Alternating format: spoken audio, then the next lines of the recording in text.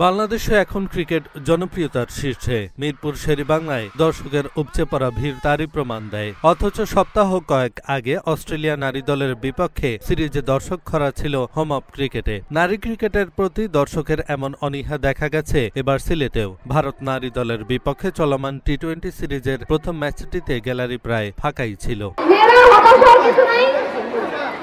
আমরা এখানে খেলছি আপনাদের শহরে, আপনাদের স্টেডিয়ামে, ইন্ডিয়া এগেইনস্টে। আরো 4টা ম্যাচ বাকি আছে, যদি সম্ভব হয়।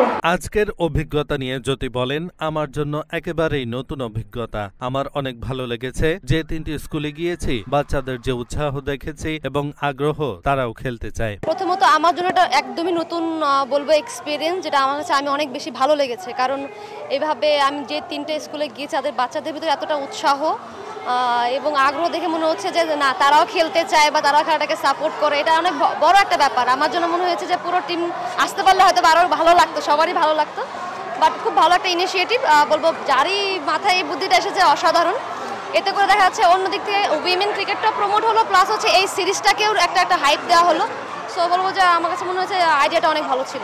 মাঠে দর্শক টানতে এবার প্রচারণার কাজে অংশ নিয়েছেন নারী ক্রিকেটাররা। গ্যালারিতে বসে ভারত সিরিজ উপভোগ করার পাশাপাশি মেয়েদেরকে ক্রিকেটে উদ্বুদ্ধ করতে আজ সিলেটের 3টি স্কুলে গিয়েছিলেন জ্যোতি, ফাহিমা খাতুন ও মারুফা আক্তার। সঙ্গে ছিলেন বিসিবির উইমেন্স উইং এর head of operations Habibul Bashar. বড় ভাইকে দেখতাম ক্রিকেট খেলতে, তো তার কাছ থেকে আসলে আমার ইন্সপিরেশন পাওয়া।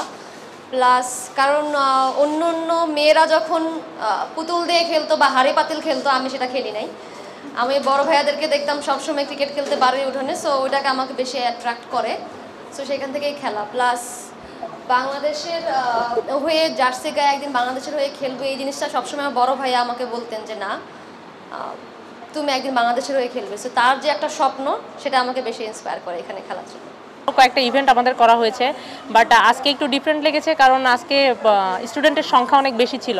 তো ফার্স্ট যে স্কুলটাতে আমি গেছিলাম, ওটা আমি খুব এনজয় করেছি এবং ইনশাল্লাহ আশা করি কালকের মাঠে অনেক দর্শক দেখতে পাবো। জি আলহামদুলিল্লাহ, আমার স্কুলগুলোতে এসে অনেক ভালো লাগলো, নিজের মনটাও অনেক খুশি হয়েছে, বাচ্চাদের দেখে অনেক ভালো লাগতেছে নিজেকে এখন। এহসানুল হক, ঢাকা পোস্ট।